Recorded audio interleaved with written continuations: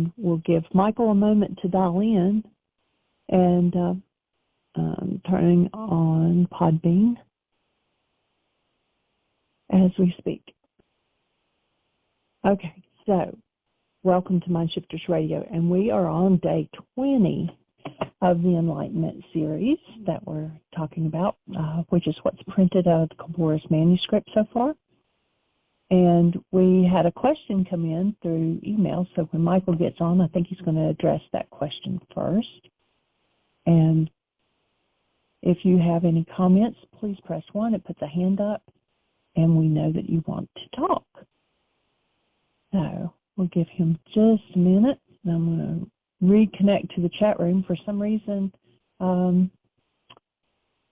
it won't let two of us in there at the same time. So I couldn't get in until Dr. Tim had hung up. So Michael is with us now. So I'm going to say welcome, Michael. Awesome, dear heart. Thank you. And welcome, everybody. Delighted that you're here.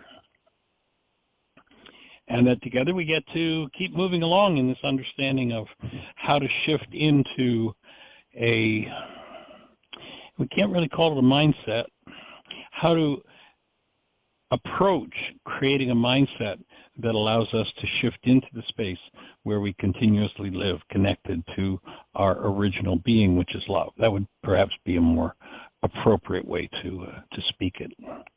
And Miss Jeannie, you've got a question from someone. If you'd like to present that question, we'll get into I wasn't sure exactly how the question was phrased. So. Okay, I need to reopen my email to get it, because after I read it to you and sent that to you this morning, I shut down that other email. But hold on, and I will have it right here. So cool. They have been listening to... I know it was on Matthew 12:8. Right. Recently, I came across the Mindshifters podcast and have been enjoying it since I've never heard anything like Michael is teaching. I am unable to call in due to my work hours. I'd like to ask a question, however. What is your take on the meaning of Matthew 12:8, where it says, quote, "For the Son of Man is Lord of the Sabbath"? And of course, the Son of Man, they're talking about Yeshua, or Jesus. Okay. Yeah. Good question. Well, if we, I want to just get clear on what the total context of the question. I've got your text, but I wasn't sure if that was the whole question. So if we read that passage, and it is there's a statement there that has aroused tremendous controversy in the Greek the Greek interpretations of the scriptures. We really can't call them translations. You know, if one has an idiom, translate an idiom, you've got to know what the idiom means. You know, an idiom is not translatable. So whenever we're looking at a Greek rendition of an idiom, we're looking at an interpretation or a projection. We are not looking at translation. And you've heard me use the example before, but short and sweet. Imagine that a man from Russia shows up, wants to attend one of our workshops for a week, and I know that you speak Russian, and you've got an extra room in your home, and I ask if you'll house him and translate for him, and you're delighted to do that. And at the end of the week, after we've all had a great time together, I, not speaking any Russian, want you to communicate how I feel about this man and how wonderful, you know, the experience was. So I ask you if you tell this gentleman from Russia that I think he's really cool. And you turn to him in your best Russian, and you, and I'll put this word in quote, translate for me, Michael thinks you've got a low body temperature. Well, you translated my words perfectly, but you didn't say a word about what I meant. So that's not a translation. That's a substitution of one idea for a totally different idea. And so this is an area of tremendous controversy, one of the statements in this particular passage. So I'm going to start out and read that section in Matthew. So at that time, Yeshua was walking on the Sabbath in the grain fields, and his disciples were hungry and began plucking the ears of grain, and they were eating. But when the Pharisees saw them, they were saying to him, "Behold, your disciples are doing something that is illegal to do on the Sabbath." But Yeshua said to them, "Have you not read what David did when he was hungry and those who were with him? How he entered the temple, the house of God, and ate the bread at the table of the Lord Jehovah, and that which was not legal for him to eat, neither for those who were with him, but rather for the priests only." So he's kind of throwing it back in their faces. "Or have you not read the written law that the priests in the temple profane the Sabbath and are blameless?" In other words, that the priests are working, quote unquote, and therefore they're, according to the Pharisees, profaning the Sabbath. "But I say unto you, one greater than the temple is here. But if you had known what this is," so now he's going to quote the Creator, "if you had known what this is, I want mercy and not sacrifice, you would not have condemned those who are blameless. For the Son of Man is master of the Sabbath." So in the Greek translations, that word master in that last sentence, which is the core of what you asked about, is not Lord of, but master. And when you have theologies that are based on sacrifice and misinterpretation, misunderstanding, you look at the whole thing of most of the Greek teachings are about the sacrifice that was made. And here's Yeshua saying, "I don't want sacrifice. I want mercy. I want understanding. I want you to stand, as we've been speaking about, as a space of active love, Rachma active in your minds." And so if we look at this, the core of this question or this issue, and it's not one that's addressed in the Enlightenment book. That's not something that's been translated and presented there. But if you go to the Aramaic, the rendering of the word "son of man" in Aramaic, bar danasha, and I'm not proclaiming that my pronunciation is good, are the words that are used in Aramaic. There's also bre danasha. So bar danasha is rendered as the son of man. Bre danasha is child of a human being. So properly translated, all that Yeshua is saying is, I'm a human being. And it's a term in Aramaic that is meant to denote humility. So what he's saying is that we humans, the Sabbath was made, and there's another place in Mark 2:27, he says it much more crisply and much more clearly. He says the Sabbath was created for the sake of man and not man for the sake of the Sabbath. In other words, all your legalism and beating people up because you haven't resolved your own hostility and fear, and you got to fulfill your need to beat people up, is crazy in the context of the teaching that I'm presenting to you. So in Mark 2:27, it's really clear. The Sabbath was created. In other words, a day of rest was proclaimed so that humans could live as fully human beings. And so when he says the Son of Man is, and in Aramaic, again, the word is not Lord of, which adds more confusion to it, but rather is master. In other words, the rest was made to support humans. Humans weren't made to support your hostility-based, your judgment-based interpretations of what you call the law. And the misunderstanding of law, when people are living in perception, law becomes the rule of a superior. In Aramaic, it's how things work. And so in essence, he's saying, the Sabbath was given to humans in order for humans to be fully human, to have the space and the time and the ability to rest from the work they had to do to live. They were given this gift. And so it is that picking a few grains because one is hungry is something that humans have a right to do. And so that would be my thoughts on that from the Aramaic. Jeannie, I know you did some research. Do you have any thoughts on it, on that passage? The only thing is that if you read the whole chapter, which, a lot of people do just try to pick a verse here or there, and you got to put it in the context of everything that's being written right there at the same place. And they also, besides saying, you're picking grain on the Sabbath, then they went on to say, are you going to heal someone on the Sabbath as well? And he actually did. The next step was he healed a man's withered hand in front of the synagogue. And they about flipped their wigs. Oh, boy, you're in trouble now. And he asked them, he said, if you had a sheep and it fell in the ditch, would you not pull it out? Is a human not more important than your sheep? And so, they were just out to get him, and they were looking for any little thing to nitpick at. Right.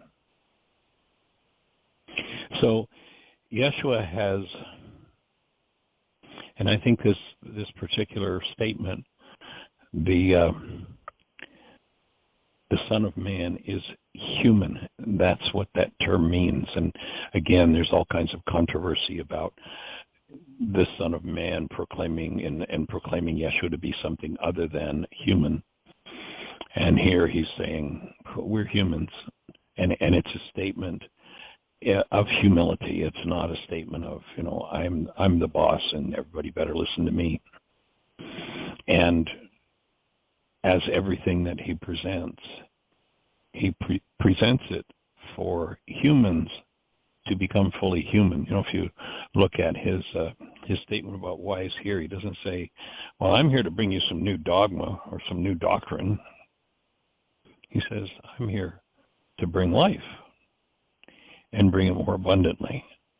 I'm here to clear out the hostility and fear-based perceptions that you live in so that you might actually realize the expression of your human life fully through your physiology into the world.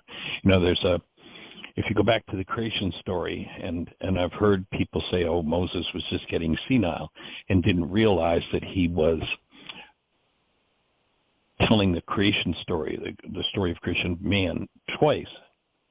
But if you read them, they're distinctly different, and they're not the same story.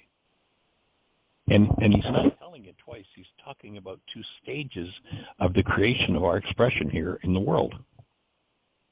The first stage, you'll notice, he talks about, and the Creator created them, male and female he created them. Period.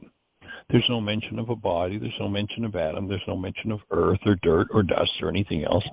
Humans, human life, love is created, brought into expression. And then, once the creation's complete, then Moses starts again and says there was no man to till the soil. And he was right. The human being had been created, and there was no physical component. There was not a physiological expression. So then, the second part, it talks about the incarnation. So it says there was no man to till the soil, and then it goes about talking about Adamos, which means red clay, the forming of physiology. And then the final statement is the marriage between Adamos and Napsha, the word that in Aramaic represents the being that was created, male and female, was Napsha.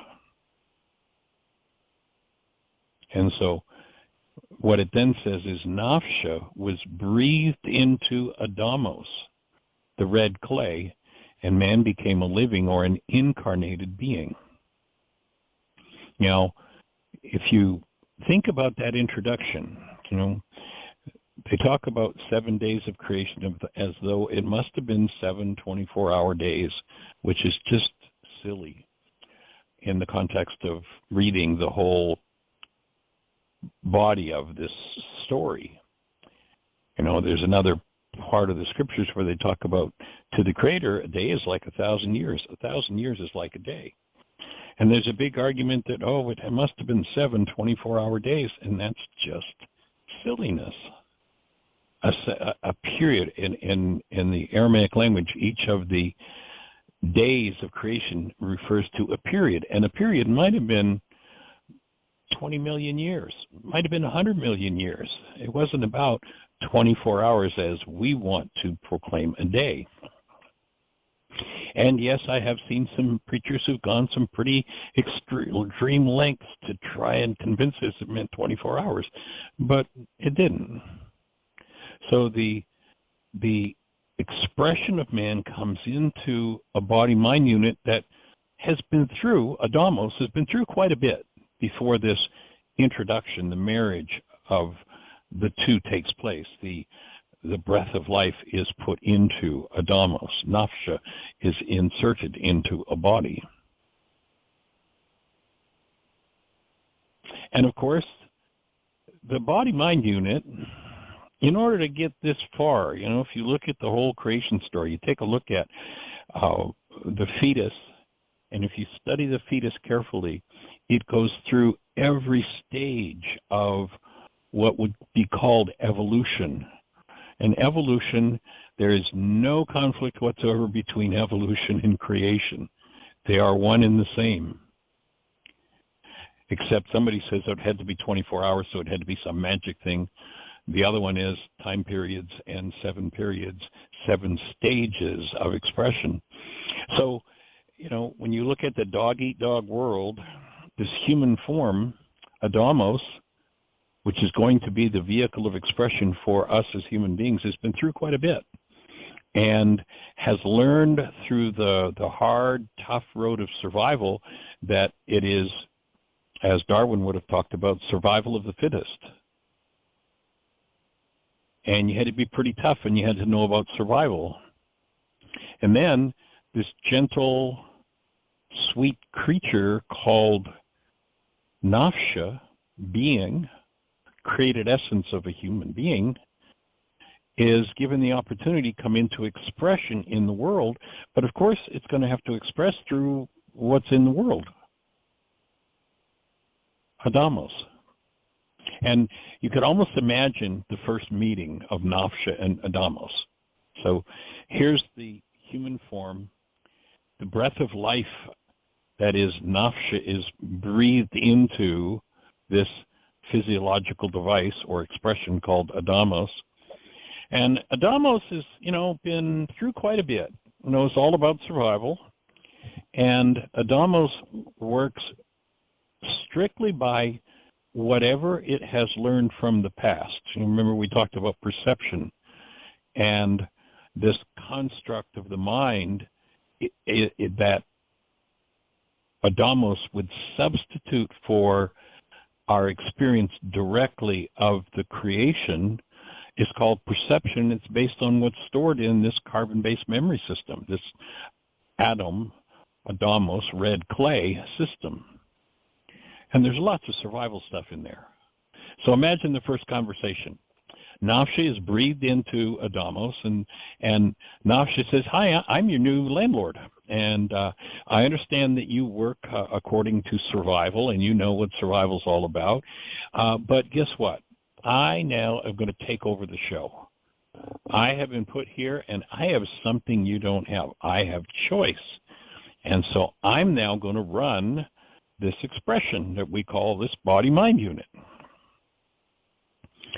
And you can imagine, Adamos, having come through quite a bit in terms of survival, maybe been close to being eaten several times, says, "Well, I'm not sure you're qualified." "What do you mean? I've got choice.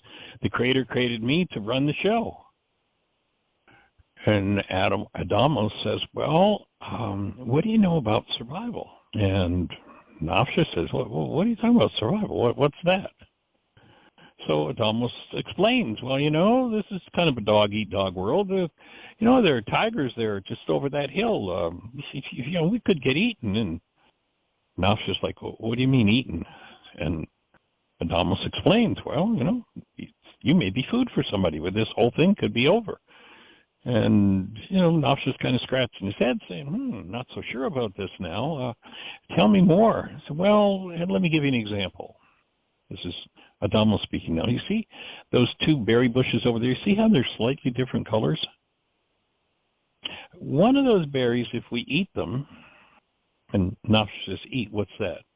And he, Adamo has to explain, nourishment and food.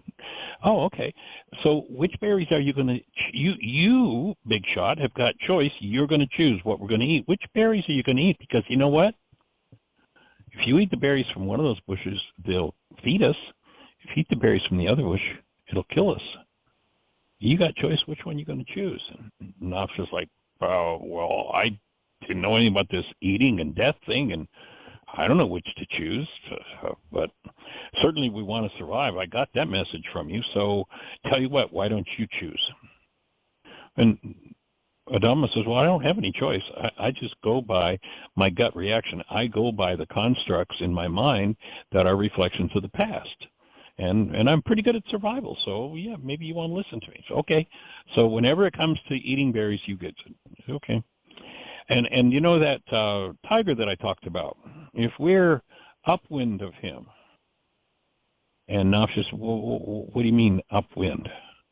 So, Adamos explains, well, there are certain odors to the body, and these prey animals know how to tap into those things, follow a scent, and we get eaten. And Napsha's kind of like, whoa, I didn't know that. So do we want to be upwind or downwind? Well, wise guy, I thought you had choice. You should be able to tell me what we should do. And Napsha's like, well, I don't know which. I don't know. Okay, tell you what. So now you can imagine they come to a negotiated settlement. Wherever there's survival involved, Adamos, you take over with your pre-programmed survival messages and you run the show. But when it's not survival, then I come in with choice. Okay, so imagine it's settled. Now, take that whole scenario and apply it to your life. Think about situations where things are rocking along, things are going well, and, you're making choices and everything's doing well. And one day you run into somebody who does not agree with the goals you have for them and does not fulfill the goals you have for them. Now, you've got choice. You could walk away, but imagine that them not fulfilling the goals in you arouses some upset and disturbance. But you say, oh, I've been doing Michael Rice's work and the forgiveness work, so I'm going to stay active and functioning as conscious present love. That's what I'm committed to doing. And you do that, right? Until something happens. What happens? Well, in order to determine whether a situation was survival or not, we needed to have some kind of a measuring device. So let's imagine we invented the emotional meter. The emotional meter goes from 1 to 10. And we shift out of choice into survival, into pre-program mode, along about a 7. And that's how you determine that an issue is survival. So you're interacting with someone and you're a choice and you want this from them and they say no, and your emotional meter goes up a little bit. Maybe you get a little frustrated. You go from a 1 to a 3 and this person is resisting your commands, your choices, and simply refuses to do what it is you want them to do. And now all of a sudden the emotional meter gets kind of hopping. You get a little hotter and you want this done and you better do it or else. But I'm a human being and I am love and I'm going to keep functioning as love and I'm going to keep my voice tones and my being in harmony with the truth of who I am as love till the emotional meter hits 7 and you'll lose it. The honeymoon is over. That's what they say in relationship work. What does that mean? That means that the emotional meter of one or both people in the relationship has hit a 7. Choice is gone, and both people are now at gut-level instinct survival. And hostility and fear runs the game. Now perception is darkened. Let's go back to that passage we've been spending so much time on. The light of your earthly life is perception. That is, the guide for your earthly life are the constructs of your mind. Therefore, if your perception is without fault, what does that mean? That means that your mind is fueled by love and choice.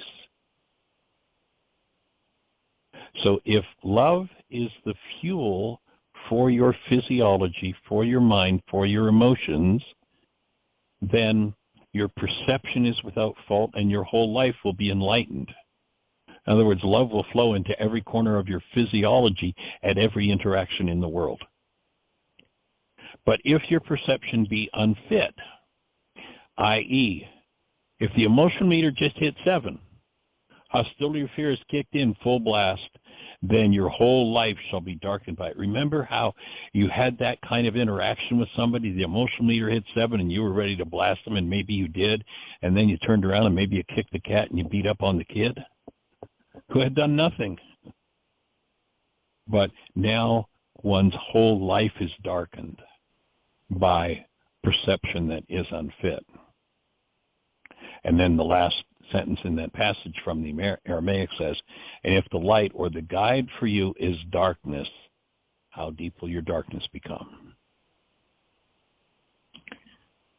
So what we're looking to do is to tap being, the created essence, Napsha, on the shoulder and say, you have choice and you are designed to incarnate in this form, but there's some work to be done. You're going to have to clean up some of the darkness that's already here. You have generational patterns. It's time to clean those generational patterns up.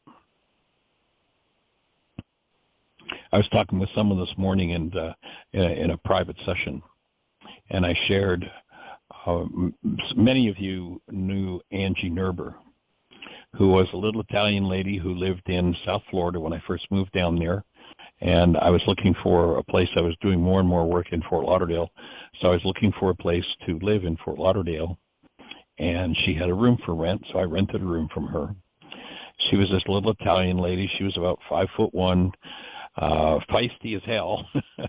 And she had had polio as a kid, so she walked with a Canadian crutch. And she got involved in this work, just really tapped into the work, spent a lot of time with it, did every class, actually handled recording classes.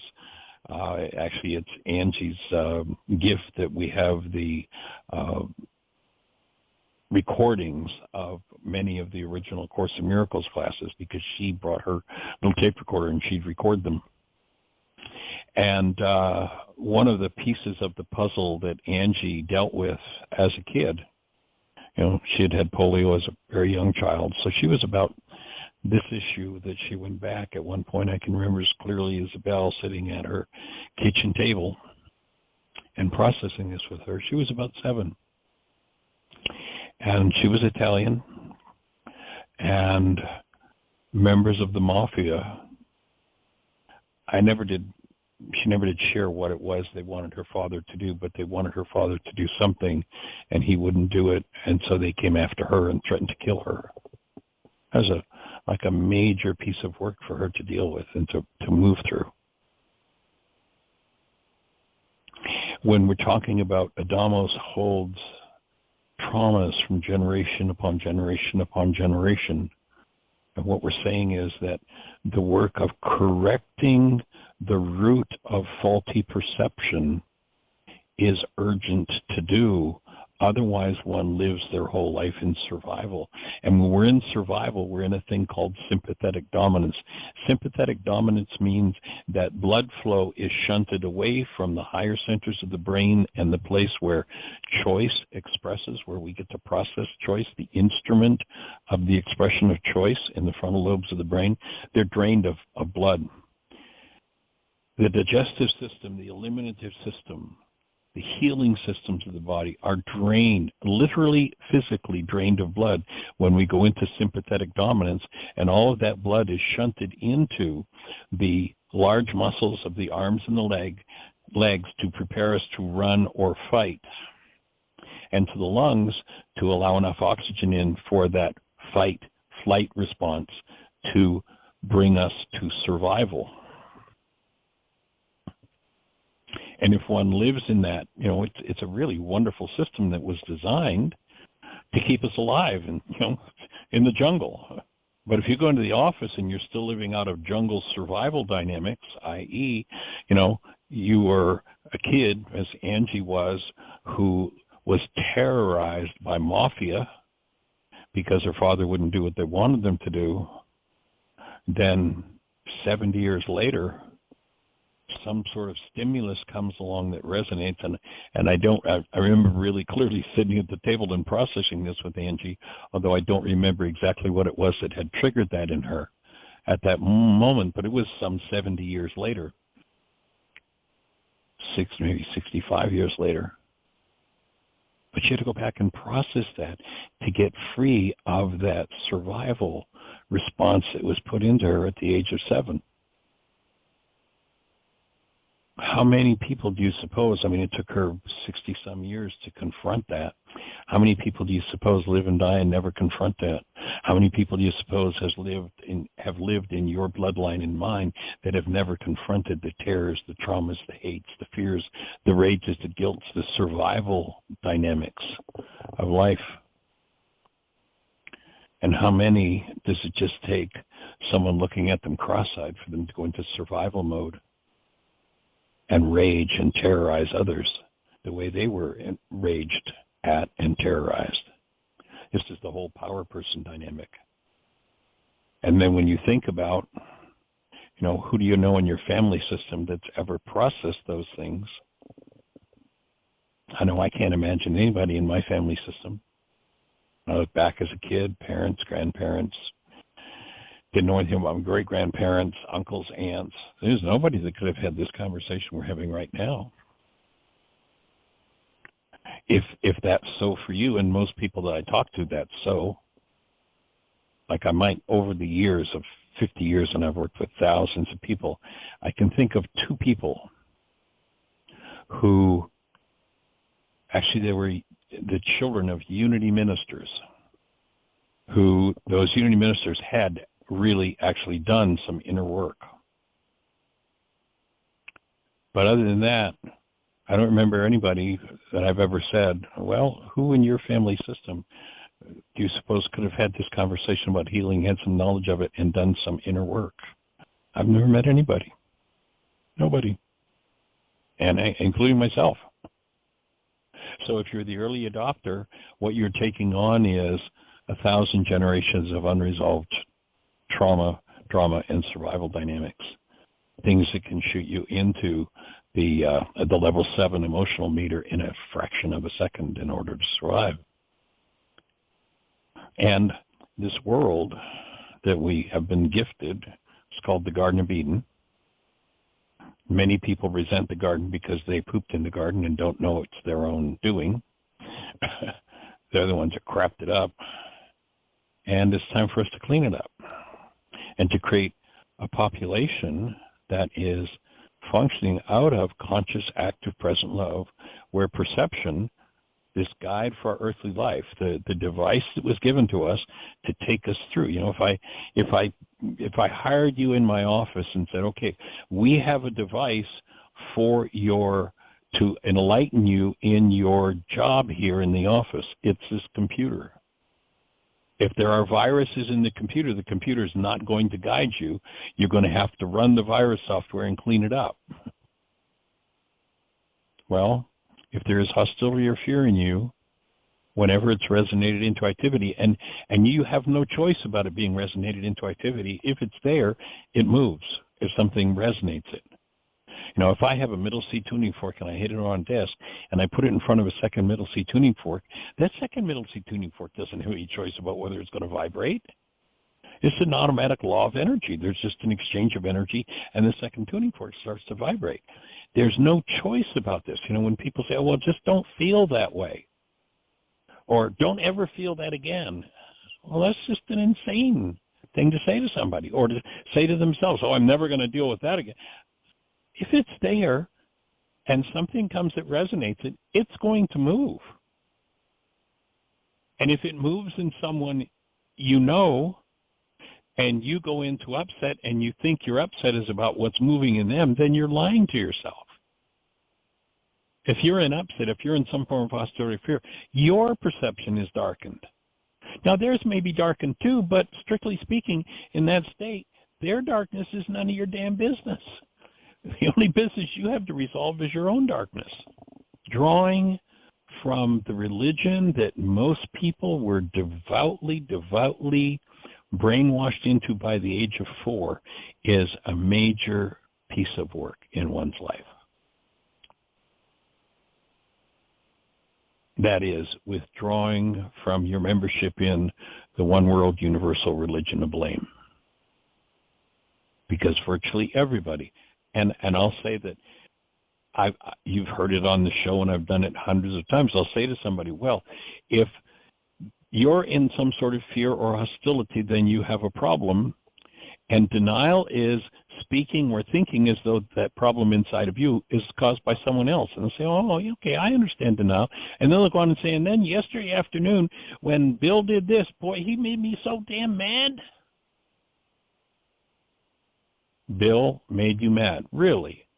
Bill came along and instilled a program in your mind of mad. Really? No, the mad was there. Bill triggered it.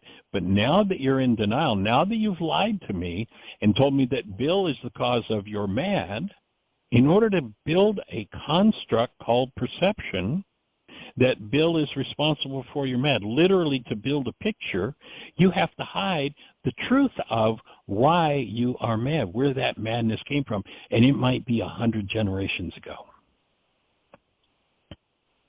Or it might be what happened, as with Angie at the age of 7, bless her heart.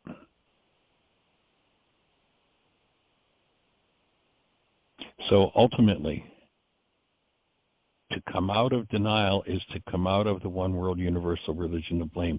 And that means that the pattern of speech that you have been brought up in and totally steeped in and lived out all of your life is going to have to be dramatically changed. Elsewise, each vibration that is out of harmony with love, when activated by something in the world, will cause your mind to serve you up some form of perception that will be based in darkness. And if you just notice how deep your darkness has been, and your recovery from that darkness comes from healing denial.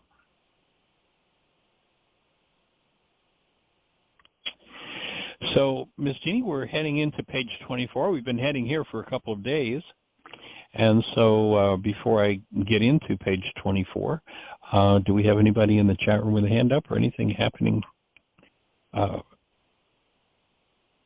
the chat room? Pardon me, anything in the phone queue or anybody with their hand up in the, or a question in the chat room? Nope, it's all quiet on both fronts. All quiet on the Western Front, okay. So we're going to start off and we've had a hand just go up. Let's go for it. 610. Hi, Susan. Hey. Welcome, Thank young you. lady. Thank you. How are you guys? We're good. You're well, We're I good. can tell. Good. We're rocking, yes. All right. Had a fun day in the garden yesterday, and today it's too cold to go out there, so we're staying in. All right. And getting a grandbaby to play with in a couple hours. Oh, nice. It is. Did you get that text I sent no, you yesterday? I never got it. In fact, I wanted to tell you I did not get that. It just, I don't know. I don't what understand. happened. Yeah. I don't know. I sent it twice. I know. Very strange. Okay, I'll email it to you. Great. Thank you. I'll email it to you, and I'll copy the phone number that I'm texting it to confirm that it's correct. We will put it out over here on the show, but Well, it ought to be right. That's strange. Should be. So what's on your mind for today? Well, I had a question about being a first adopter and so forth. Tim Bingham, my husband, has been recreating a relationship, or I should say, creating a relationship with himself as a little boy, with his father. And one thing he said to me is his father was the seventh son of 7 boys and no girls. And the father of, he got an awful lot of hubbub and attention, but he was not at all close to his father. So he didn't really know how to be close to a little boy in his family. He had 3 daughters, and then he had my husband. He had Tim. And right. I think he was kind of stymied by that. In any case, my question is, he was telling me how he remembered how his father smelled, and he remembered a right. couple of wonderful early memories. And he is able to construct, this is like reparenting himself. Yes. And he's having some success with it. And awesome. I thought, I never was physically close enough to my mother except as an infant to have smelled her.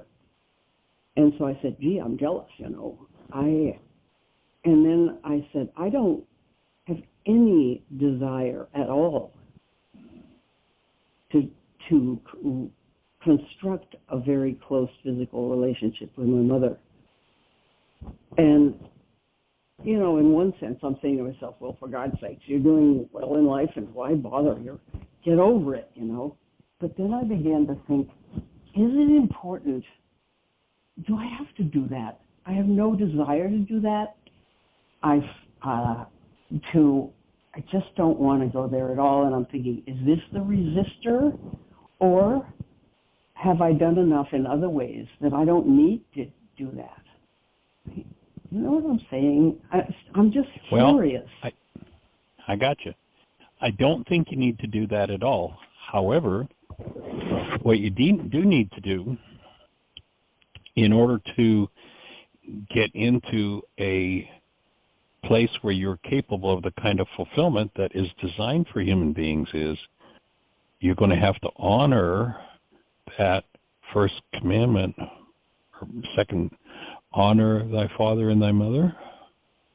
Mm-hmm. That's going to have to happen. And the reason for that... Why do you think it is? Go ahead. Hasn't happened? Why do you assume that I haven't done that? Well, what you just told me is I don't want to be close to her.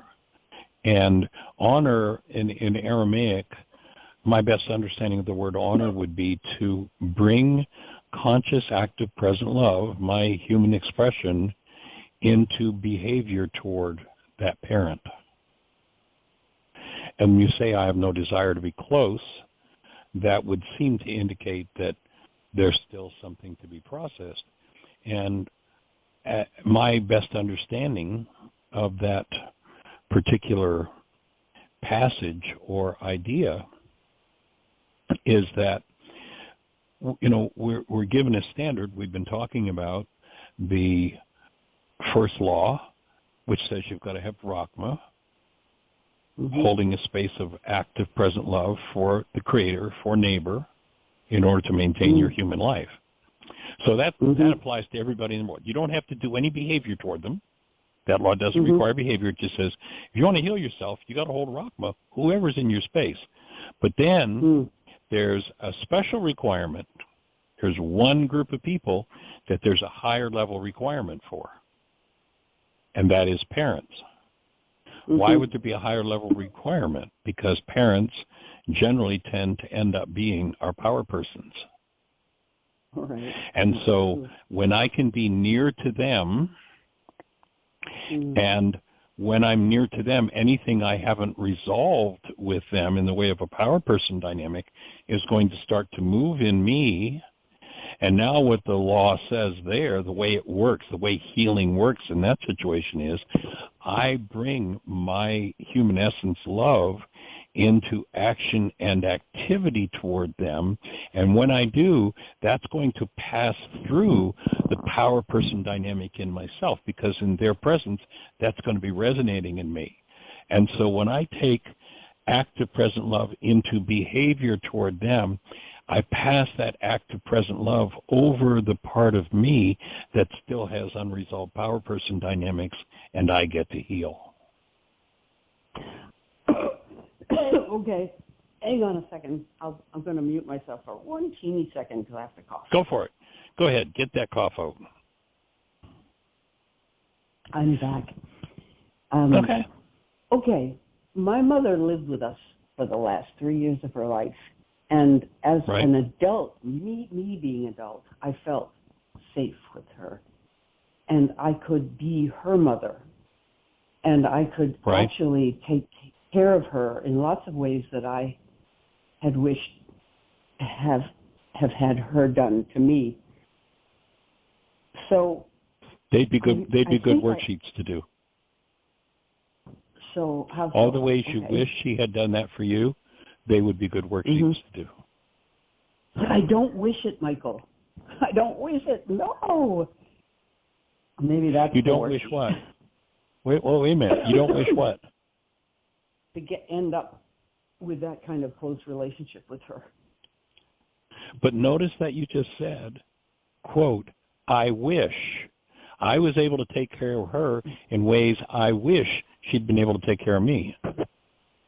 That's the second time you've caught me up on something I said. Okay. And notice that your mind can instantly hide that and say, no, I have no desire for that. Okay. And that's what carbon-based memory does with its unresolved dynamics. Well, there's, okay. All right, okay. So I would suggest a mind shifter to work on. All right. I've got my junk out already because I know you, Michael. You have a way of pulling that sort of thing on it. Okay. Go ahead. It is sweet,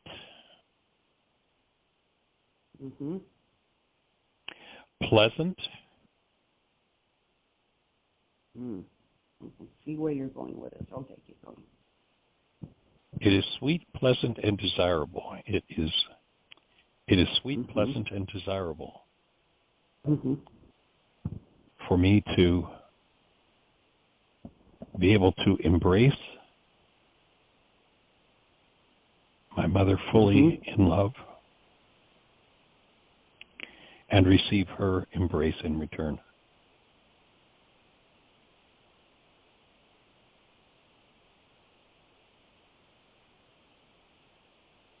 Are you breathing? No, I'm not breathing, and I want to fight the hell out of this. Yeah, okay. So that's the first thing you put on the right-hand side. So that's what's going to need to resonate and be cleared out of carbon-based memory.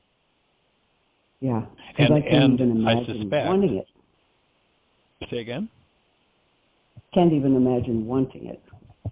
Okay, so that'd be the first thing you put on the right side. Okay.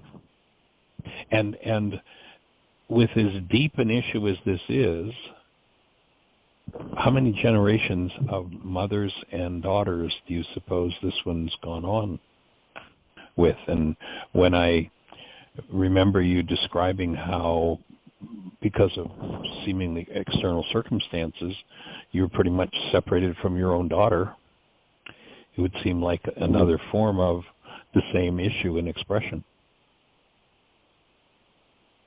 And for some reason, that has turned around. You've been doing your work. Of course it's turned around. Well, she did too, though. She came back. She came back. And when you are healed, you are never healed alone. Maybe that's true, but she and I remember playing with dolls, and I played with dolls, acting toward the dolls the way I wanted to have my mother act toward me. And they were very sweet relationships. And so by the time I had my daughter, my mother used to say, wow, you're so physical with her, you're so close to her. And I'd say, yeah, I wanted to do that with her. And she said, I never could do that. I didn't say, yeah, I know. I'd say, oh yeah, well, don't worry about it. I couldn't go there even to talk to her about it. It bothered her at the end of her life. But, so, my daughter, she did go away, and there's a lot of stuff there, I'm sure. But, anyway. But my model was my best girlfriend when I was little. She had a very affectionate mother. And I'd go over there and just sit and watch how the mother would comb her hair and kiss her, put her hands on her face. Oh, my God. I thought, boy, that's the way it ought to be done. I knew it. Right. From both sides of the equation. So here would be my offering. Okay. Here would be my offering. All right. What I hear you saying is, it was pretty tough with your mom, a lot of separation, and you had the blessing of somebody modeling what a mother-daughter looked like. Yeah. And you were able to follow that modeling because you'd seen it, and it was something you'd wanted so deeply.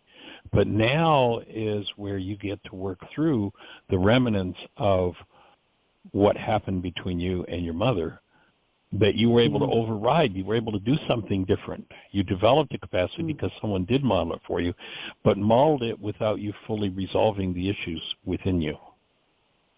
Yeah, that's for sure. And as you take that mind shifter and work through whatever comes up, I'd suggest that's a 4-hour mind shifter, to just sit quietly and write and let it all dump out on the page, right down to your toes. Mhm. Yeah, I can see that. And breathe. Yeah. And then when you can imagine embracing out of the truth of your being your mother right where she is and extending that love into behavior toward her, then you'll know you've fully healed that issue in you. And you will change mother-daughter dynamics for your whole bloodline. The bloodline that went before you, where that all started, and I could just about guarantee it didn't start with you and your mom, and the bloodline of what comes after you, you change the dynamic. You know, I have a question. I have a couple of pictures of my mother with her mother. She was an only child. I think her mother was a little older by the time she was born. And they are very close physically. We're photographed with her mother sitting down, and she's tall enough to have her head rest on her shoulder, standing up next to her. And so there's this sweet picture. That doesn't mean that's the way it really was, but the only two pictures I can think of are showing something quite different than my mother dared to do with us. My mother was so scared of touch of any kind for some reason. Did she ever say anything that intimated there was perhaps physical abuse, either by words acknowledging or by actions that when under stress, is that what she turned to, which would be the power person dynamic? No. She was close to her mother, and we knew that grandmother very well. And my grandfather was the one that was the 13th child who was put in an orphanage when he was 5 because his mother couldn't feed him. And he never knew her, really, except as a much older man, the mother turned up for for help because the mother was pretty destitute. It's a very sad story, but I only know that my grandfather could be crude. He only got an education up to the 8th grade, and most of his cohorts were other orphans, and he could be harsh verbally, judgmental, very, very black and white thinker, prejudiced, goodness. But I don't think there was anything physical. But, you know, you don't know. I mean, what you're saying is possibly true. and maybe I don't need to know. This mind shifter puts it all in my lap, right up in the present, really. I mean, my early childhood doesn't. And was there, thinking, again... Can I get away with not doing anything about it?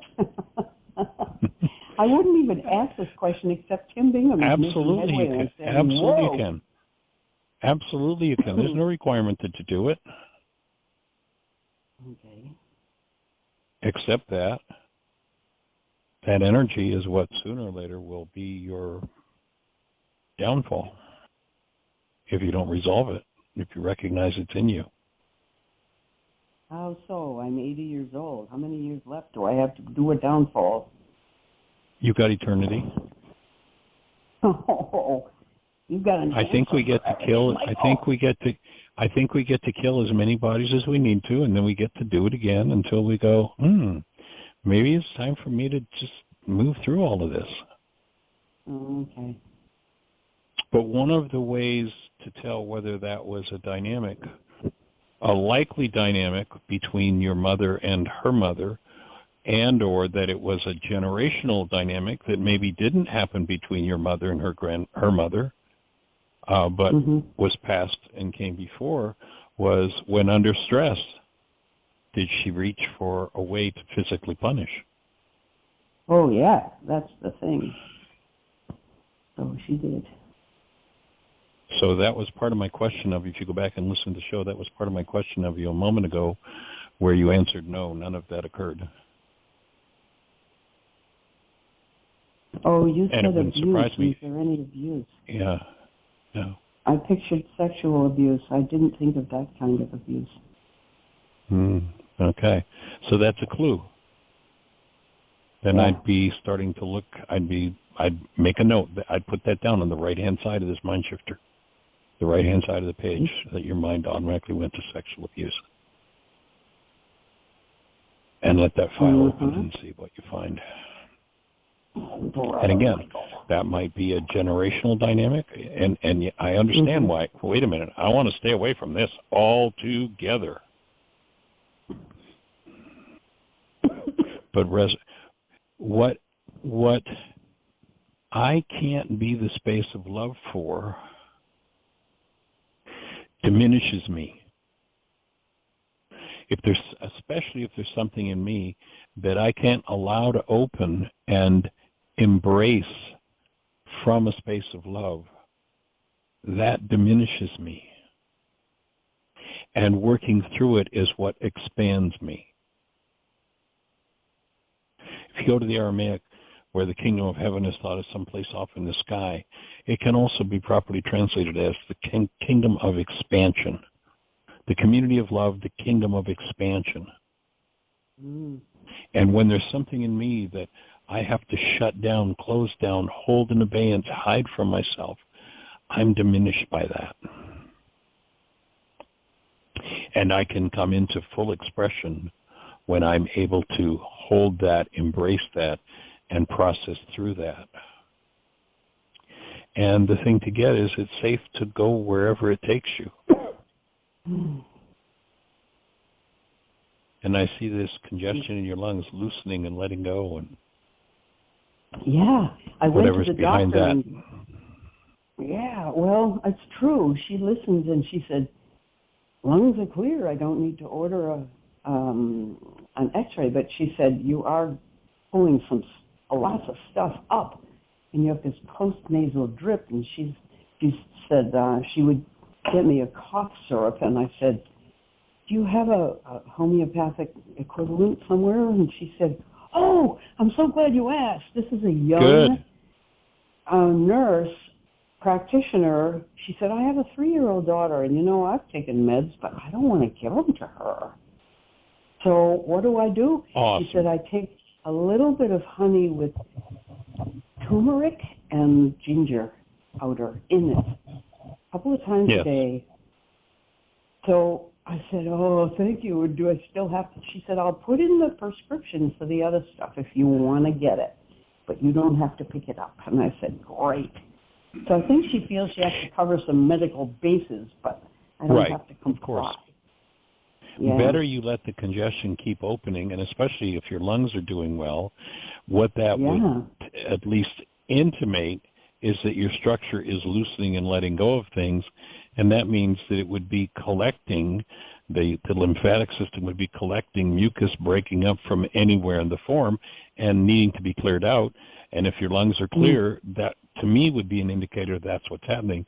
You're in an extended healing crisis, which is a wonderful place to be, and you certainly don't need one of those things that's going to slap that energy back down and lock it back in tissue. So it's wonderful that she's given you a way to support the opening and the release of it.